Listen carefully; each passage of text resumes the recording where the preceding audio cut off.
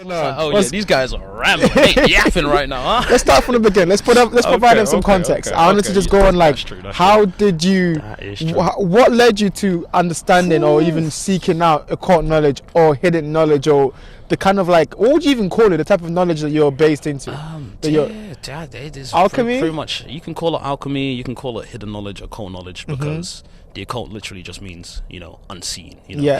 You can call it gnosis, if you will, which is the hidden knowledge of God, the unknown knowledge of God. I've heard Carl Jung say that before. That's crazy. That's one of my favorite fucking words, man. Gnosis. Gnosis. Sounds like a spell. Yeah, straight up. Sounds like a spell. Nah, man, but okay, what led you there? What was the beginning? Do you remember like the beginning of that when you started like seeking that type of knowledge? I did. I was thinking about this a few months ago, a couple weeks ago as well. Like, how did I actually get on this fucking journey? Like, what the fuck is going on?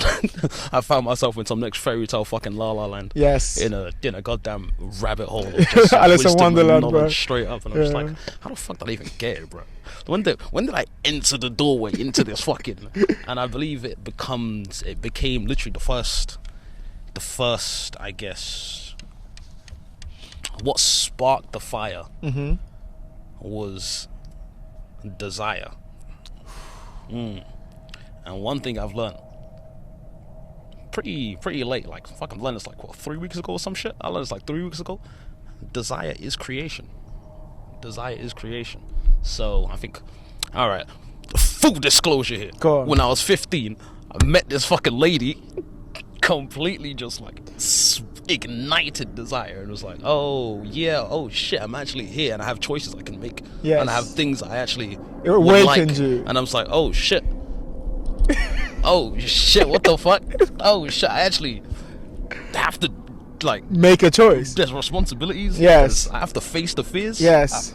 You have to overcome. You have to, absolutely. It really puts a picture like, oh, you thought you were going good. Yes. You thought you were going calm, but there's some things that you want, like you weren't paying attention to. It illuminates. There's some place illuminate. Yeah. That's what we call wisdom, bro. It illuminates. That's it illuminates crazy, all the fucking shadows. Yeah. The shadow aspects of yourself. Yeah.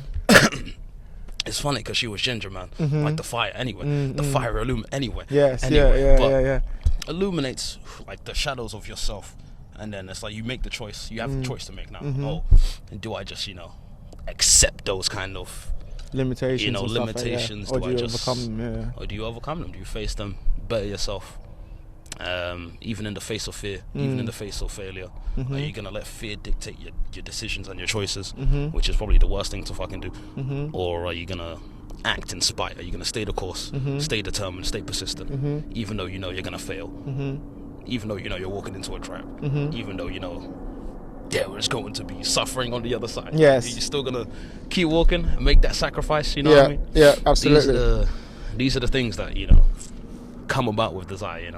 And you decided to go down that path and actually seek that knowledge, and that's what led you to the occult. That's when you to noses. It's a silent G, but I pronounce the G because it just sounds gnosis. Anyway, but what was I saying? So you're talking about the illumination of like that desire. You said desire led to this. So desire is creation. Touch on that. What do you mean by desire is creation? So essentially, if you don't want anything, what is the need to do anything? You know what I mean? So if you don't want to eat, you're not gonna go hunt for your food. Absolutely. If you don't want to take a piss, you're not gonna take a piss. You need the desire to actually want you to move from one state to the other. If you don't have desire, you're not fucking. You're not creating children. You know what's crazy? You know what's crazy? Yeah, and that's life. Literally, that's creation of life. I saw this thing. There's a theory by Newton about the theory of inertia. Like a force won't move unless acted on by an external force. So it's that kind of that thing, right? Where it's like if you don't act on something and not an object from an external force such as desire, then it won't make anything to move. It won't actually try to do anything. Exactly. And that's what you're talking about there. You need the desire to actually act on that creation. How did you solve that for you? What led you to overcoming that desire? Or maybe you didn't overcome it.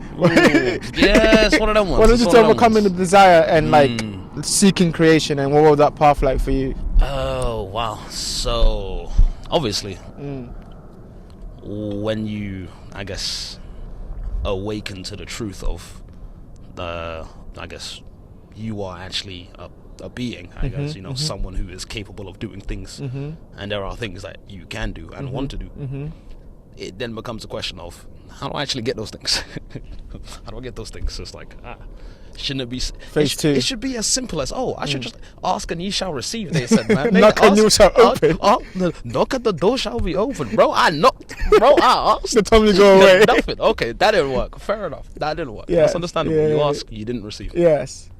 Understandable. Maybe I asked incorrectly. Yes. Maybe there's a lot of different things. Maybe there's different ways I could have asked. And then you start like, figuring that out. What different way? You start thinking in your own head, I could do it. I could have done it like this. I could have done it like this. I could have done it like this. And then boom, you realize, I'm definitely not the only person who's asked this question before. I'm not the only person who's asked this question. And then you start searching more in depth with the question that you have, or the subject you want to improve at. It's like, how can I talk this way? You start getting examples from other people, inspired from people that you're like really you admire. There's a lot of role modeling that plays a part in this whole creation and like character development, if you will. You know what I mean? So you have your desire, you figure out, this is what I want. You try to get it on your own 2 feet, fail dramatically, as always, realize you ain't shit. Yes, it's like, okay. The humility comes in. So how do you humble yourself? With that. The failure humbles you to the point where it's like, okay, you become a student. You're like, okay, no, we'll subside the confidence for a little bit. Yes, we'll just internalize, we'll observe, we'll learn, we'll analyze. We'll take it back to the laboratory. I see. If I change it like this by 2 degrees, then anyway. You hypothesize again. You start hypothesizing. You go back out into the field. You do your tests. Yes. You fuck up again. Yes. And then you go back to the drawing board. Yes. Iterations. You told me this, like iterations. I remember it. Tasty Kebab in Kilburn. You were telling me about iterations. That shit has not left my brain, because I've realized it's just iterations. It's just a fucking cycle. Exactly cycle. Yeah, but yeah. You decide where the cycle goes. Are you gonna make the small steps exactly into the bigger cycle? Or yes. Are you gonna fucking spiral? Yeah, exactly. I mean? Yeah. You're going somewhere. Exactly. Even if you stagnate, because time is moving forward. Exactly. Damn, I really fell off my chair with that one still. But that's absolutely true, man. It's iterations all over, and I think the thing said about stagnation is so true, because you can only stagnate for yourself, and then if you stagnate for yourself, time moves forward. Where do you think it's gonna go? Downwards. Yeah. You have to use time as your own thing. If you stagnate, time moves forward, leaving you behind. Exactly. You're not going anywhere. Exactly. But if you iterate, you let time push you forward. You have time at your back, knowing that you've got so much time, and all you need to do to iterate is time. It's just a day, and it's perfectly synced up for you, because the day happens, you go to sleep, you come back again. So it's another iteration. By the time you look up, 6 months. 6 months have passed, but I've been doing this one thing every single trying exactly. Been getting better, getting more efficient, exactly, getting smarter, more wise. I can apply it in more different ways, understand it deeper, and now it's time to start using it properly. Like you understand it, you mastered it, and then you can just take it up a notch and keep going. It's time to execute keep going. That process you speak about reminds me of like what you told me about before about alchemy. I was just gonna say alchemy. He's alchemy. Speak on that. Relate that to transmutation. Alchemy. Go on. The beautiful art of transmutation. That's what desire and creation is all about. So, welcome back. We had to stop for a second. We were getting overloaded. We were overloaded. We had to just check everything. Full of Lord. Overfill of Lord. But we're back in. So what we stopped at was when we made the connection between desire and creation and how that connects to alchemy. So part 2, let's start from there. We start from here. Part 2, it's like the Godfather part 2. It just gets better from here. What? Talk to me about alchemy and how this relates to all of this. What's the alchemic equation? What is philium? What is all these things, the ideas that are rolling around in your heads? Start from the beginning the questions. and unload it and teach us. Okay. All right. We'll start from I guess the main aspect of alchemy. Not the main reason to do alchemy, but the main, I guess, the meat and potatoes. Composition. Yeah. Transmutation. You know. Okay. Cool. Transmutation. The art of transmutation. Yes. And like I described before, we shortly got cut off. Yes. Desire and creation. Yes. is pretty much the crux of the art of transmutation. Yes. So you desire something, it is not in this physical presence, it's not in this physical realm, you don't have it, you don't own it. You have a thought. I would like to own a house. I would like to get a warehouse. I would like to buy a boat. I want to live I want to live in a car. I want to travel the world. You have your desire, and the only thing bridging that gap is to I guess for that desire, you would want to create that desire. You know what I mean? You have the desire.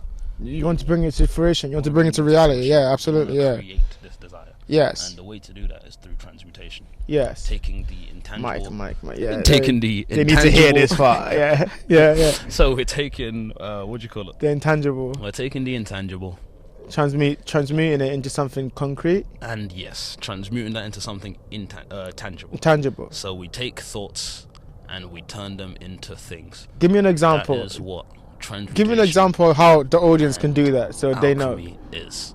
But before we even get on that, I'll say this now. Everyone here is an alchemist. Everyone is actively working towards, achieving something. By using the thoughts. Maybe not using their thoughts. They're turning their thoughts into things. Every time you wake up, it's like, oh, I need to brush my teeth. Yes. You have a thought, wake up, go upstairs, brush your teeth. You've created your thought. You've turned the intangible to tangibility. Oh, I'm going to make some pancakes. The pancakes on there. You go out, get the ingredients, you start creating, mixing, alchemy. I want to touch on that actually, because before I know you might have more to say, but I want to just give a point before I forget. A lot of that what you're talking about reminds me that there is also a different realm where we exist in. It might be the realm that we exist in right now, where we think that, okay, if I want to make a pancake, all I gotta do is move my physical body. But we also exist in another realm.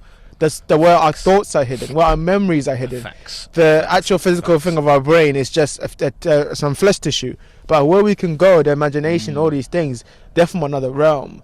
Talk to me about the connection between that realm and how we can, and how by understanding that realm, we can also understand our life in this realm. That is a very good question. That's an incredibly good question, because the whole point of transmuting the desire into your creation